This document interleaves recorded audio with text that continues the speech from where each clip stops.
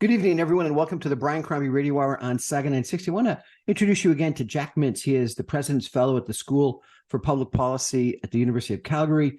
He speaks often and writes often about Canadian fiscal matters, Canadian government, debt, deficit, and competitiveness. And that's what we're going to focus on today. He's been quite critical about Canada's productivity and Canada's lack of competitiveness. And so I thought it'd be interesting to check in with him. Mr. Mintz, welcome to the show. I guess I should say Dr. Mintz. I apologize. Welcome to the show, sir. That was fine. Thanks very much. It's a pleasure. So tell me, you've been very vocal of late. What's your opinion of where our country is going, what our government is doing? Well, I think I'm very concerned actually about our very poor record of productivity and economic growth. And what I mean by economic growth is our ability to increase our standard of living over time. And as we know, when people have more income, they can pay the bills better at home, cover all their costs of housing costs, food costs, everything that they need to do. But also they also pay more taxes, and so governments get more revenues as well, which means that they can support the kind of public services that they give to Canadians, whether it's healthcare, education, social services, or whatever. And so when you have a very low growth in productivity, as we currently do, we're getting actually since 2018 and the beginning of 2018, and I picked that year mainly because the United States undertook a huge tax reform that started in January 1st, 2018, and we are in the past 5 years we basically have had no growth in our per capita GDP. That is just astounding when you think of it. Now, I know we had the pandemic, and that certainly was a very bad year, and so did all other countries. But other countries have grown better, and the United States particularly has done much better compared to Canada in having economic growth in terms of higher per capita GDP. Our GDP numbers, of course, are going up, but it's all due to population growth. We're not getting it. In fact, the past year, we've actually had a decline in per capita GDP in the past year. So we really have a very significant problem to deal with, and that is how to get Canada growing again. Because if we don't grow, it's going to be a very serious issue, I think, for many Canadians who are having a tough time making ends meet. The statistic I saw, sir, I thought was that at one point in time, back a decade ago or so, Canada's productivity was higher than the United States, and today it's something like half of the United States. Is that the correct statistic? Well, right now it's negative in Canada for the past year, and it's been virtually zero in terms of per capita GDP. Now, productivity is also measured by taking GDP per working hour, and that's a different number. And there's also another measure of GDP where you take into account capital inputs, and so you're looking at what's called multi-factor GDP, and certainly, our record has been worse in the United States, no matter how you look at it.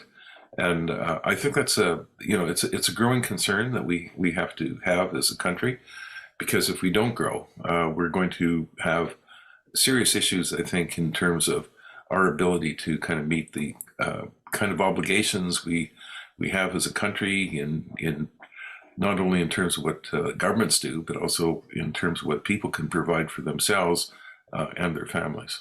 What's the cause? Is it this tax reform that the United States implemented, or is it something else? Well, I think for each country, it's their own policies and their own, in terms of what they're doing themselves. I mean, Canada's had good growth in employment for quite some time, but of course, if people have falling incomes, that's not exactly not necessarily a good thing, in the sense that yes, we're attracting more people here, but then if our people are actually getting paid less, that's not good either. So I think we have to look at what our policies are. And I think the underlying problem, and the biggest problem, is the lack of private sector investment in Canada. We have really discouraged private investment through various government policies, particularly regulatory policies. In the United States, back in 2016, when Trump got elected, and I know people don't like Trump, but U.S. tax reform, there's just some recent research that came out, had a very significant impact on private sector investment. It went up 20% over several years after January 1st, 2018, when the reform was implemented. In Canada, we've had no tax reform. In fact, what's been happening is that we've been increasing tax rates on the population. The corporate tax, we did very significantly change the corporate tax from 2000 to 2012, and luckily we did, because I think we'd be in worse shape if we didn't. But we basically went down to kind of the average of all other countries in 2012. And now other countries have been moving ahead with their further tax reforms, like United States and several others. And we've been stagnant since 2012. And so I think on the tax side, we haven't done much. In fact, if anything, there have been some increases in taxes in some sectors of the economy, except for the one area where there's been huge subsidies given, and that's been, of course, for clean energy investments. But other than that, we're not actually doing much in terms of other sectors of the economy, and that's showing up in the numbers. It's not just oil and gas or the resource sector. It's actually showing up in many of the sectors of the economy, and manufacturing particularly has been weak in Canada compared to other countries. So I've interviewed numerous different people from the oil and gas and critical minerals standpoint, and their complaint is red tape and regulatory burden. They haven't mentioned tax. No, I agree with that. In fact, I think tax, all I'm saying is that it's just one area where we haven't made any changes. And there was very successful reform that did make a big change. And of course, we also know that some countries have done extremely well with their tax reforms, like Ireland, which has been the fastest growing OECD country now for a couple of decades. And the reason for that has been due to both tax reform and also a number of other changes they made with respect to infrastructure and education and things like that. In Canada, we've, I think the biggest problem, and let me iterate that, is that I think it is definitely on the regulatory side. We are very slow at permitting. It's very hard to get anything built in this country. I talk to people who are even in building condos, and in Canada, it takes much longer to get a condo built compared to the United States, about 3 times longer. We show up on various studies done by the World Bank and others that we are one of the slowest OECD countries when it comes to permitting. We have poor contract enforcement. There's a whole bunch of issues that are involved.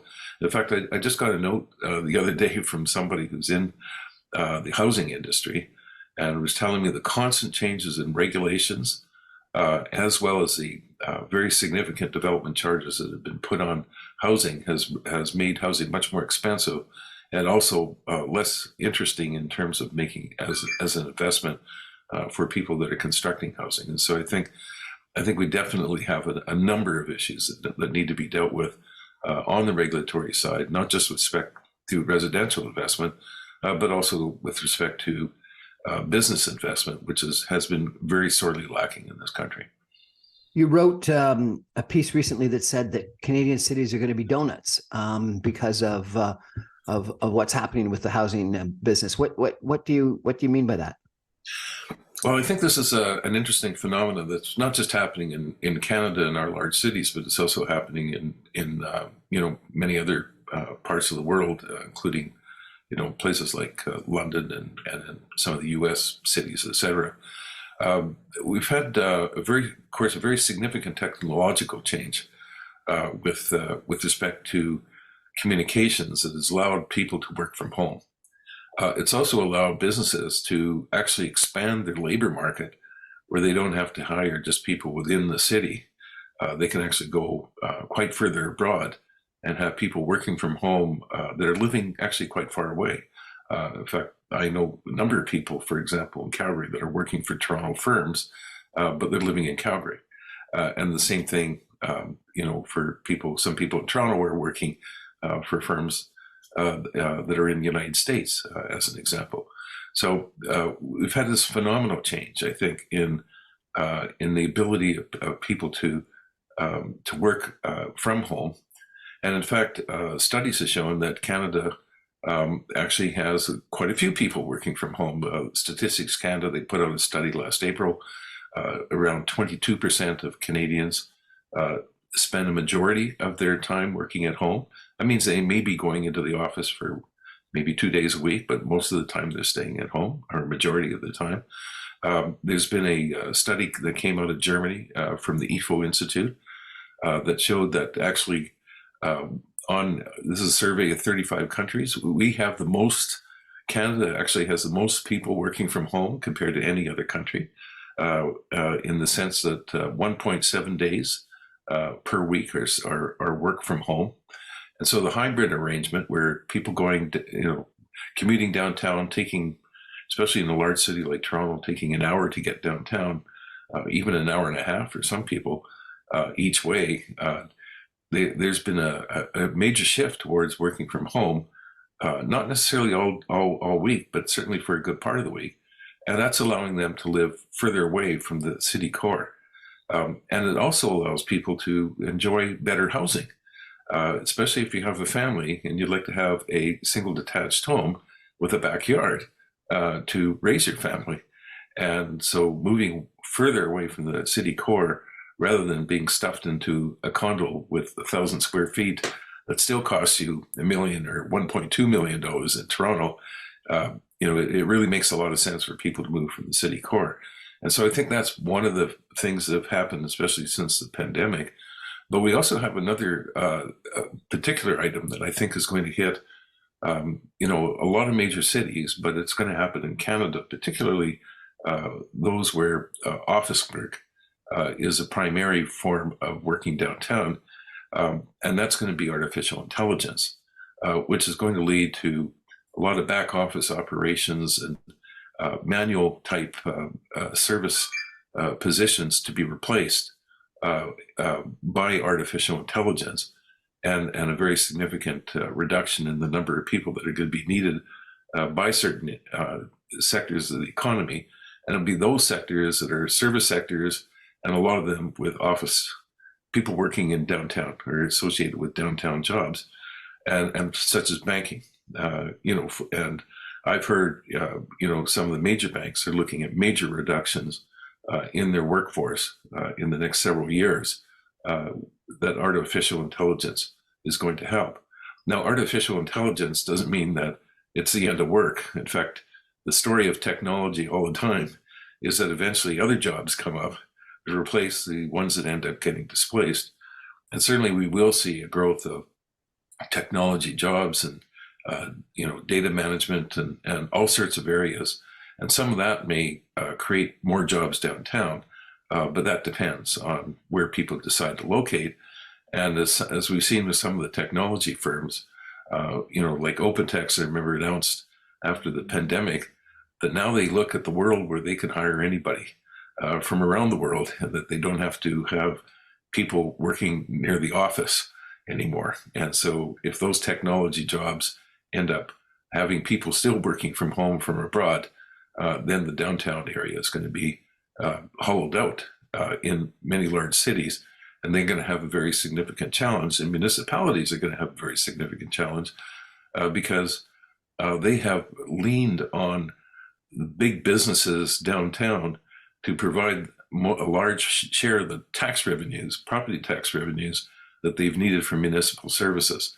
And if the core is being hollowed out, the best thing that the cities are going to be able to do to keep businesses downtown and to attract them is a major reduction in property taxes in the downtown core. And of course, that will have very significant implications in terms of their financing as a city. So you think that the downtown core is going to naturally decline, and if cities don't want that to happen, the only way to stall that, to combat that, is by lowering property taxes? Yes, in fact, Calgary, for example, has just done that, where they're shifting the property tax base from businesses because they had a huge increase in small businesses facing very high property taxes. And so they've taken some of the load over the next few years off the business sector and put it onto the residential sector. But what that means is that unless you curb your spending or get money dropped from heaven elsewhere, I mean, like a provincial government providing the money, then what happens is that the city has to do something with that. And of course, what they did in Calgary is this coming year, they're raising property taxes on residential homes by 7.8%, which is way above inflation now, and in fact contributes to more inflation. And in fact, and the business sector is going up 3.8% because of this shift from the business sector to the household. So on one hand, I think Calgary is doing the right thing in trying to deal with this very high property taxes that they have, which are actually twice higher than if I recall, twice higher than the residential ones. So they're trying to make this shift, but on the other hand, they're still spending.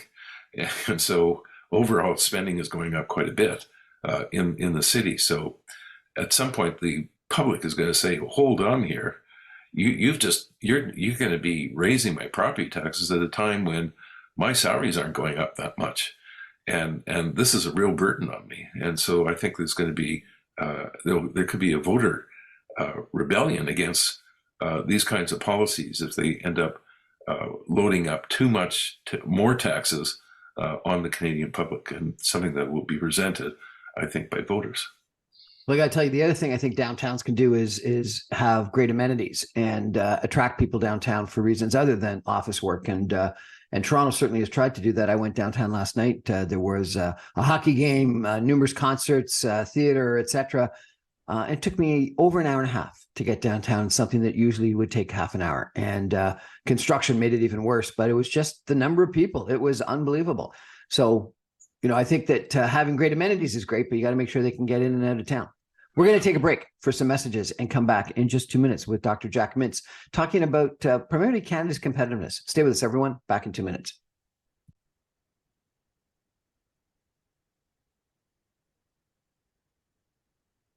Welcome back, everyone, to the Brian Crombie Radio Hour on 2nd and 60. My guest tonight is Jack Mintz. He's an economic expert, a tax expert. He's the President's Fellow at the School of Public Policy at the University of Calgary.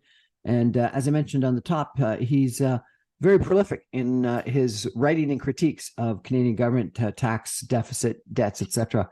Dr. Mintz, you recently wrote a really interesting column. Canada may not be broken, but Ottawa is definitely broke. What do you mean by that, sir? Well, I was really implying two things. I mean, first of all, the federal government has says that their fiscal anchors to try to keep debt keep falling relative to GDP, or at least not rise. Of course, that hasn't happened at all in 8 years, as the debt GDP ratio keeps rising as it did after the pandemic. But even before the pandemic, it was creeping up, and of course, it's creeping up again. And so, they really don't have the kind of money to go out on, splurging if they're going to unless they break their fiscal anchor and then start pumping up debt more. Canada's debt, when you look at gross debt, is now over 110% of GDP. We are actually getting on the high side amongst OECD countries when looking at gross debt. The federal government likes to, this is of course looking at both federal and provincial and municipal debt, all government debt. The federal government likes to use that number and say, oh, our debt's low. Our net debt is low because if we subtract off assets. But I really don't like the net debt numbers at all.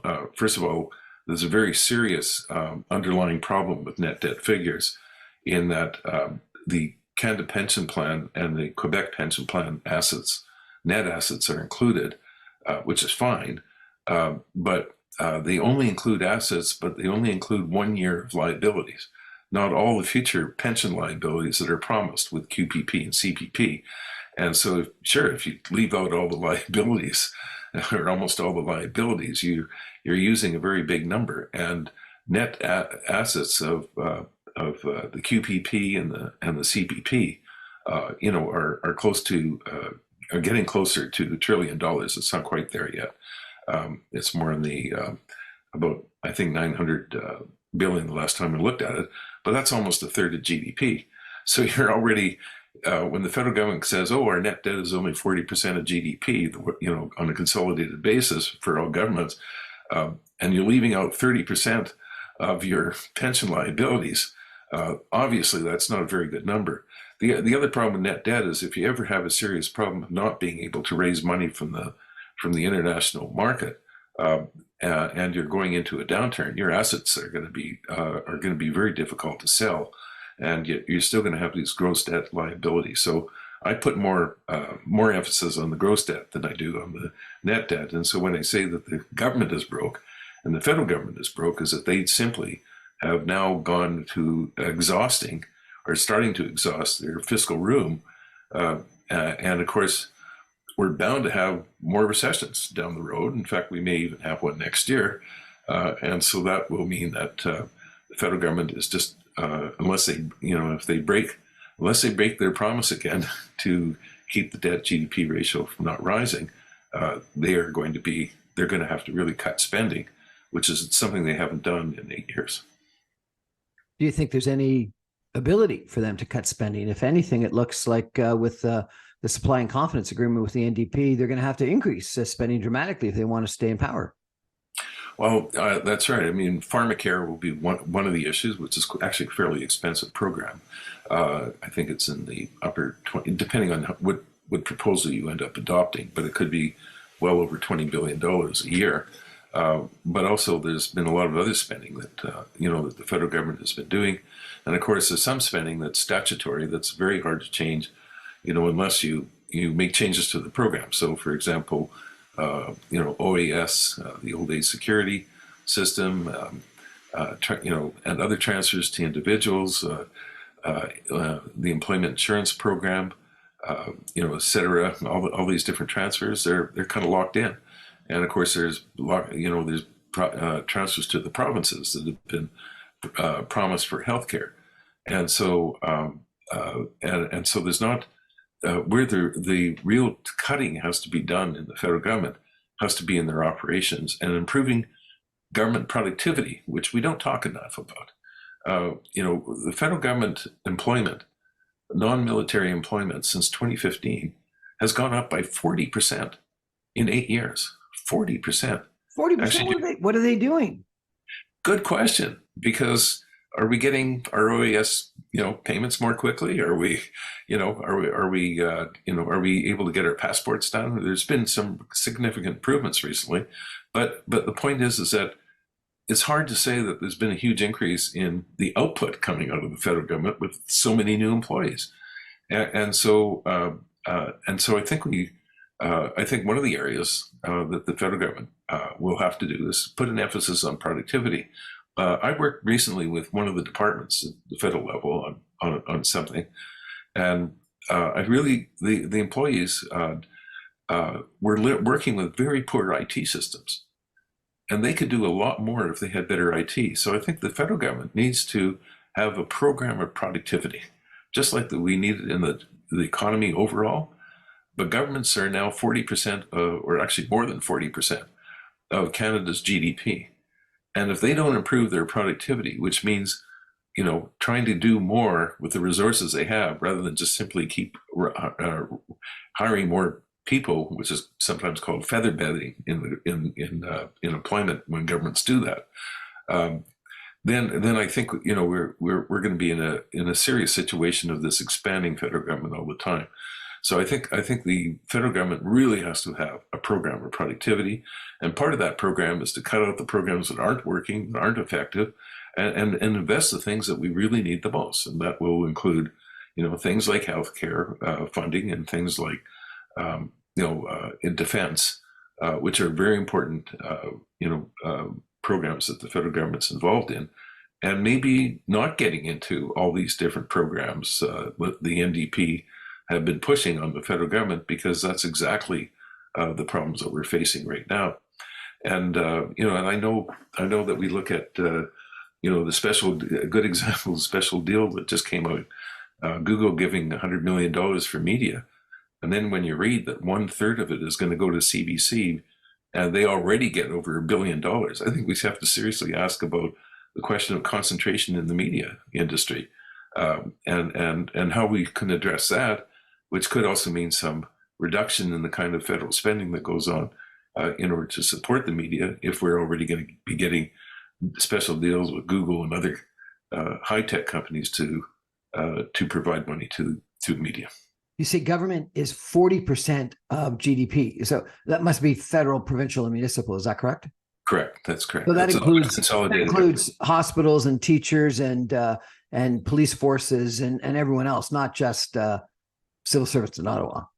Right. And that's why I think productivity in government, I think, is an issue. It's very hard to measure output of governments. It's not right now. The way GDP measures government output is by just adding up what we spend on employees and capital and other things in government. That's not output. Output is what they do with the money and what they're providing in services. And well, you know what they're doing when you say that we're the slowest to approve things. We're regulating. We're reviewing approval submissions. We're adding red tape. That's what we're doing. Yeah, no, exactly. In fact, that's a good example. And so there are ways of trying to measure output. You probably have to drill down to specific programs and things like that.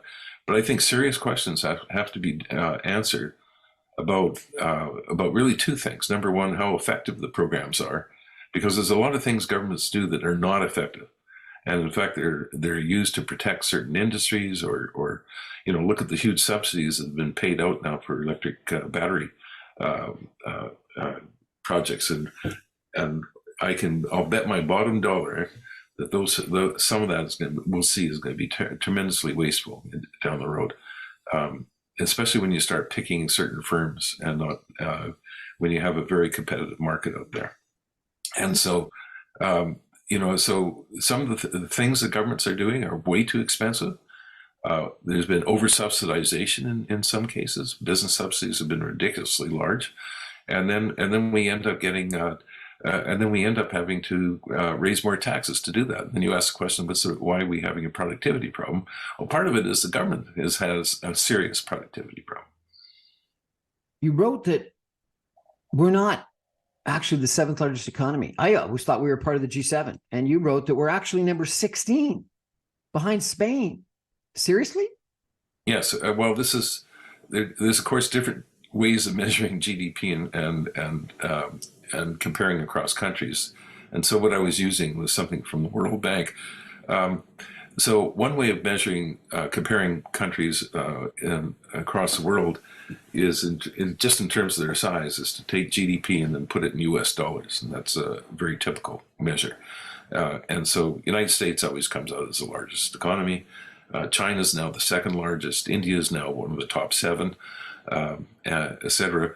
When you do that kind of calculation, Canada's not in the top 7. I forget the number. I think it's 9 or 10. However, the problem with that measure is that people in some countries, their money goes a lot further because they can buy more goods. And this has been called purchasing power parity. So when I said Canada was 16th largest, this is based on what's called purchasing power parity, which is also published by the World Bank. And when you do that number, Canada is 16th largest. We're going to take a break for some messages and be back in just 2 minutes with Dr. Jack Mintz. Stay with us, everybody.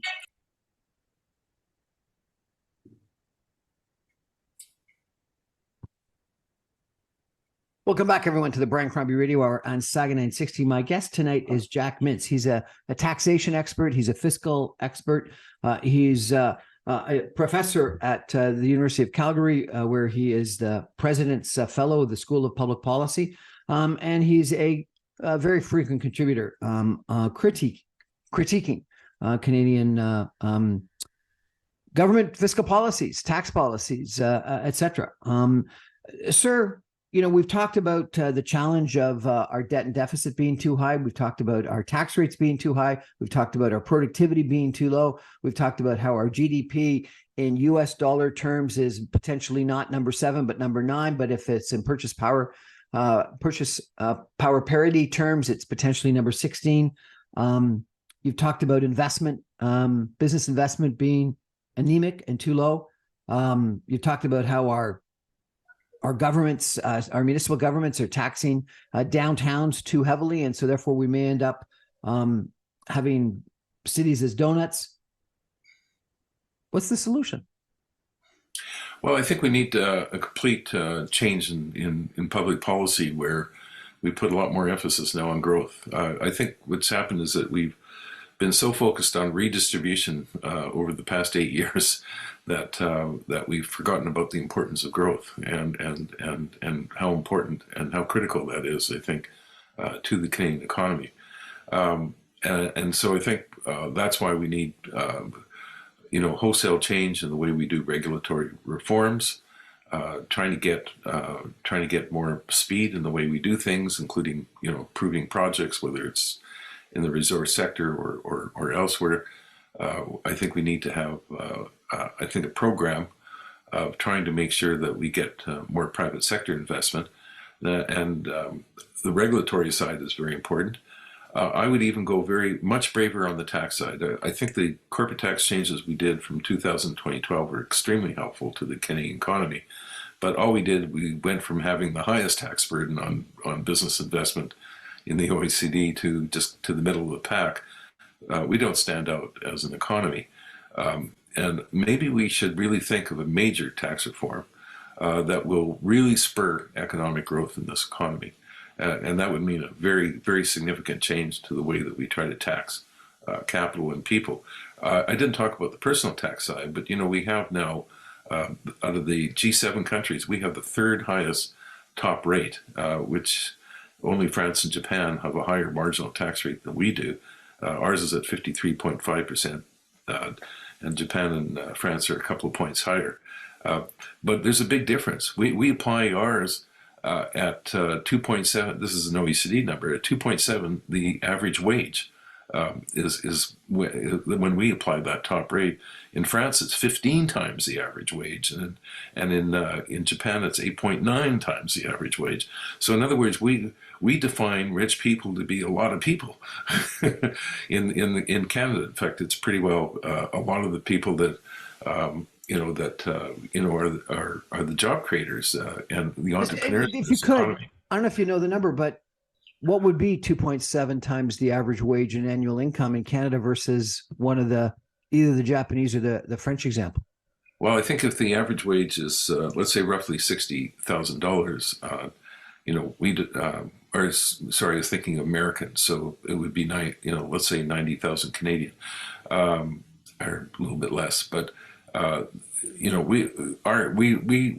define people at roughly $200,000 or a bit more as high income, and that's when the top marginal rate would start to be charged. And that's around 230. And so, and in France, what would it be? Well, France it would be 15 times. Let's say if our average wage, that's 2.7. So France would be about 5 times more. So they would be applying around over $1 million, and that's true in the United States too. Theirs is also much higher as well. Although the U.S. has a lower top rate. Theirs is around 47%. In fact, you look at United States, Germany, and Italy. All their top rates are below 50%. I think we made a big mistake going over 50%. I know that you go back to the Carter Report in 1966, they always said never go over 50% because people start resenting that because they say, do a little bit of extra work and the government's grabbing more than half of it. There's a real feeling of unfairness about that. And I think that over the years, actually, I know finance departments have always told their ministers, don't raise marginal tax rates too high, above 50%. And I think we broke that barrier, although it's not the first time we did that in 2015. We did that in the early 90s. You may recall Bob Rae when he raised the personal tax rates in Ontario quite a bit. They went up to over 53% at that time. And of course, there was a lot of resentment in Ontario to these high rates. And the other thing is that we also have very high rates at the low end. This is what people don't appreciate because we have so many income tested benefits, whether it's child tax benefit, the old age security benefit. Take like old age security. It's a 15% clawback for every dollar of extra income you earn above roughly $70,000 as an elderly person.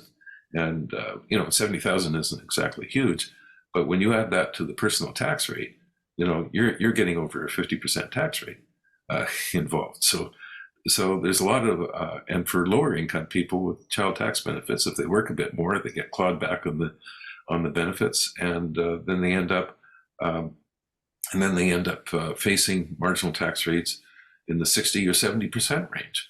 And so part of the thing is that in Canada, we rely a lot more on personal income taxes than other countries. Other countries tend to use more payroll taxes, as well as consumption taxes to fund public services, which the broad public pays.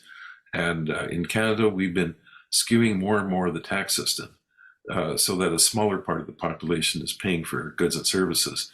And in fact, there's a study that I saw just last summer showing that Canada does more redistribution than any other G7 country through their tax and spending system.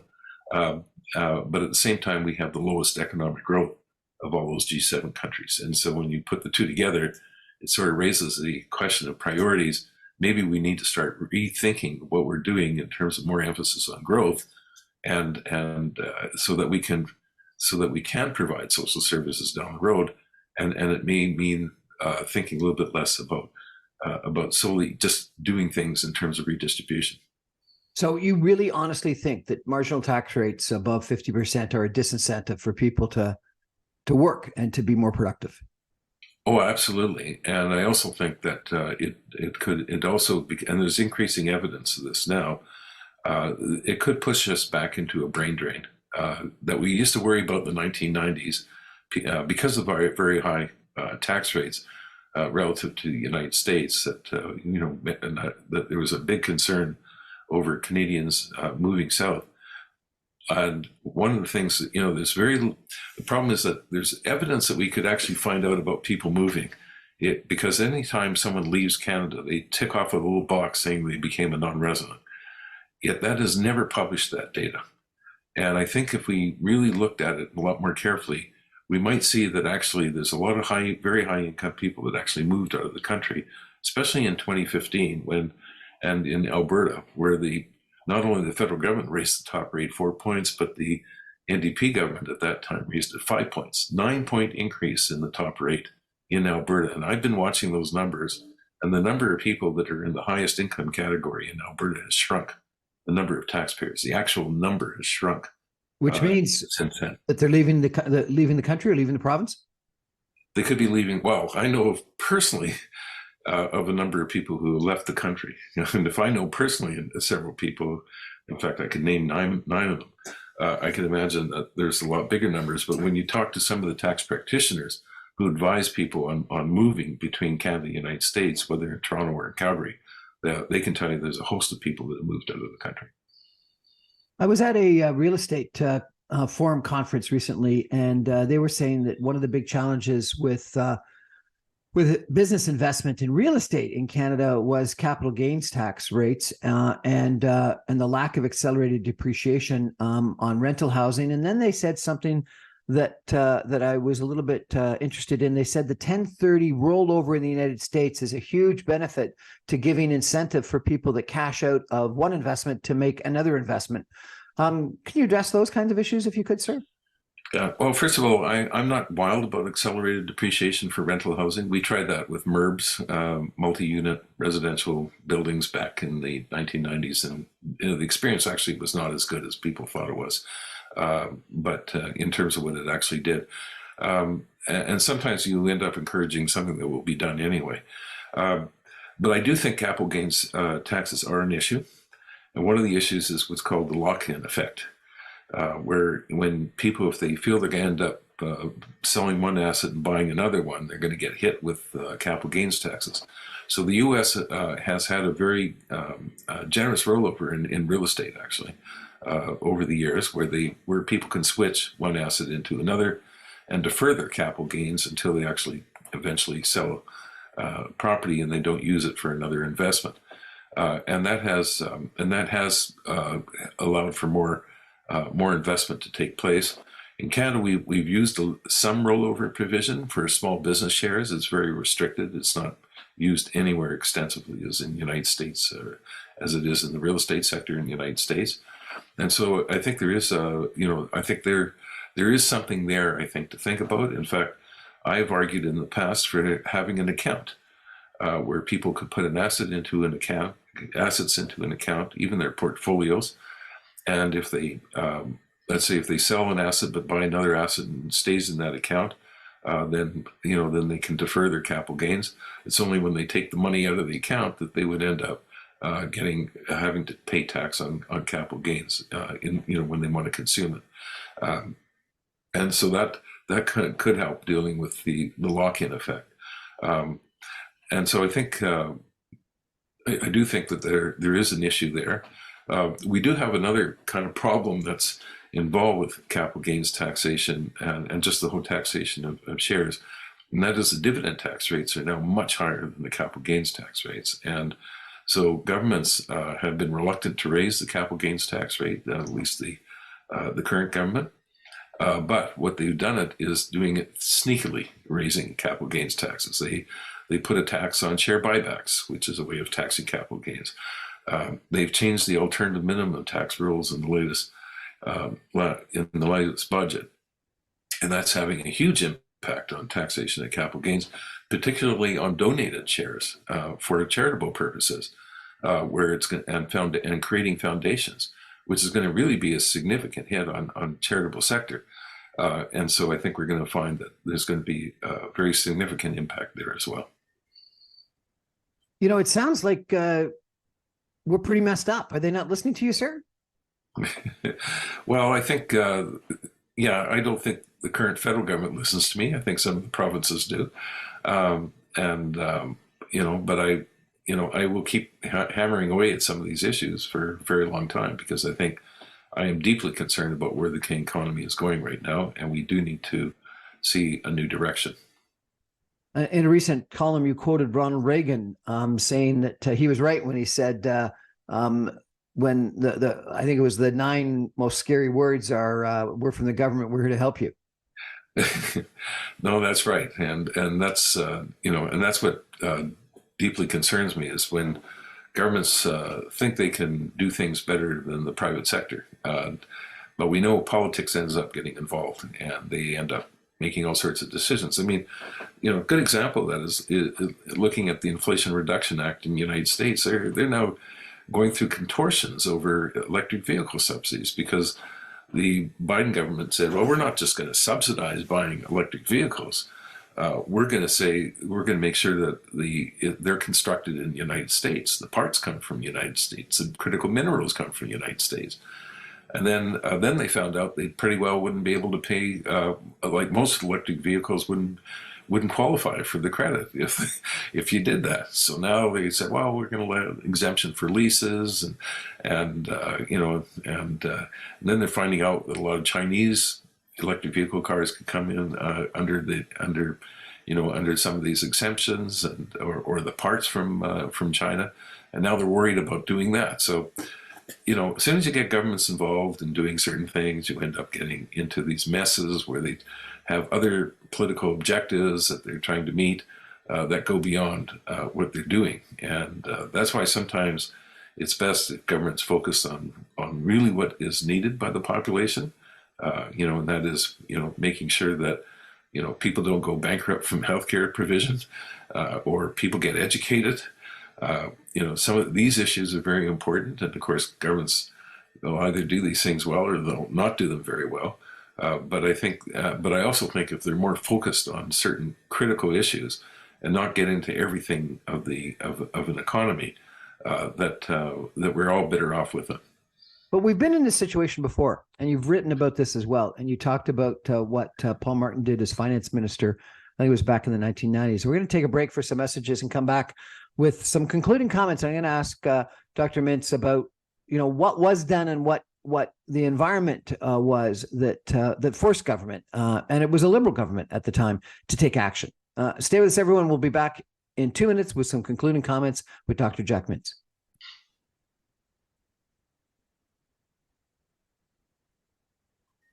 Welcome back, everyone, to the Brian Crombie Radio Hour on Saga 960. I'm having a very interesting but honestly scary conversation with Dr. Jack Mintz. He is a president of the, what is it? You're a fellow of the President's Fellow of the School of Public Policy. Yeah. at the University of Calgary. Thank you, sir, and a very frequent contributor with articles in national, global, and national newspapers across Canada, critiquing tax policy, fiscal policy, government policy, etc.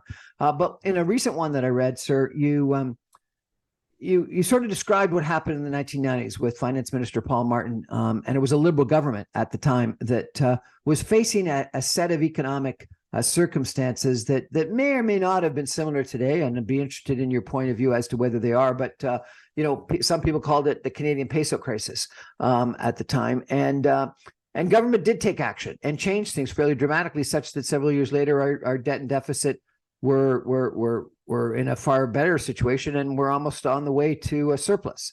Could you tell me, sir, what was the environment that caused that change? How did it change, and what changes were made? Well, I think it's a very good question to ask. I think, first of all, there's nothing more important than a crisis to move politicians, and that's exactly what happened in 1993-4 when Canada already started having difficulty selling bonds to the international market, where 40%, over 40% of our bonds were held by non-residents, so Canada bonds, and so I think that that was a very serious issue for the government, and they would have had to go to the IMF and beg for a bailout from the IMF with for a G7 country. That's pretty embarrassing, actually, when you think about it. So Paul Martin did bring in an initial budget in 1994 to try to deal with the deficit, but he wasn't hard enough on it. In fact, he was he wasn't willing to really cut spending that much in that year, and he got a very bad reception over that budget. And so in 1995, he knew he had to cut spending, and he did cut spending 20% for most of the operational side of the government. And he also cut provincial transfers, which was also part of the whole mechanism. And then that started a path towards creating fiscal surpluses. In fact, he made it very clear that the objective was to balance the budget, which they did by 1998-9. And then after that, we ran surpluses for the next 10 years until the financial crisis in 2008. And so and the provinces also did that. We have to remember, there's a new book that just came out on Mike Harris's, Common Sense Revolution. He differed from Paul Martin in one aspect. He not only cut spending, non-priority spending by 20%, which meant not touching healthcare, but he cut personal income tax, but he also cut personal income taxes by 30% in Ontario, which was unheard of. Most governments will say we're going to balance the budget and cut spending, but they'll leave taxation cuts to a later time, which Paul Martin did as well. In 2000, he cut personal and corporate taxes after that point. But Mike Harris actually did it all together at the same time in 1996, and that was really quite unusual. And of course, Ontario is 40% of the Canadian economy, so that's important to remember. So you had a real sense of we had to deal with our fiscal problem, and I think the other thing is that it was a very different time. There was the Reagan Revolution. There was Margaret Thatcher, what she did in the UK. There was this growth of kind of conservatism, neoliberalism in government policy decision making. Even the World Bank, there was this concept of the Washington Consensus, which would advise governments that you got to get a handle of your fiscal deficits and cut the worst taxes that you have, and try to stabilize your fiscal policy, and governments deregulating and in other words, having much more private sector involvement. Whether we can do that today, Brian, I don't know. The philosophy today is a lot different than 20, 30 years ago in terms of economic policy. Maybe there's starting to be a shift again to the need to address these issues. But today we have a different world, which I think started with the financial crisis in 2009, where people were upset with capitalism and they felt governments messed up things, private sector banks messed up things in the market. We had Occupy Wall Street. People started saying governments need to do more, and then that started, I think, a march towards more and more nationalism in policy making and protectionism, trade protectionism, which we see today, and of course we've also seen the whole development of identity politics and all sorts of other things that have been coming on, which is a very different kind of society than we had 20, 30 years ago, which is something else I plan to write about sometime soon.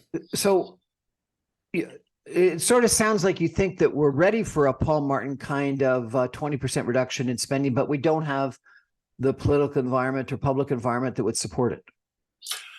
I think we have. I think people want to see a change, and I think, but I think what we're going to see is, unlike the time when it was, let's try to get growth back in the private sector, et cetera, and cut down the size of government and cut cut taxes and things like that, which Thatcher did and Reagan. It's going to be now, what can we do for the working person, and people who are not at the top, because I think there's a very anti-elite type way of thinking right now in public policy, or at least amongst the population. They don't want to give breaks to the rich, and they look at corporations as powerful. And so I think it's a different milieu right now than it was 20 years ago or 30 years ago. Dr. Jack Mintz, thank you so much. It's been a scary conversation, a concerning conversation, but I think you're right. We need to take action, and we're going to take a break. I'm going to come back with a couple of my own personal comments on this topic in just 2 minutes. Stay with us, everybody. Dr. Jack Mintz, thank you so much.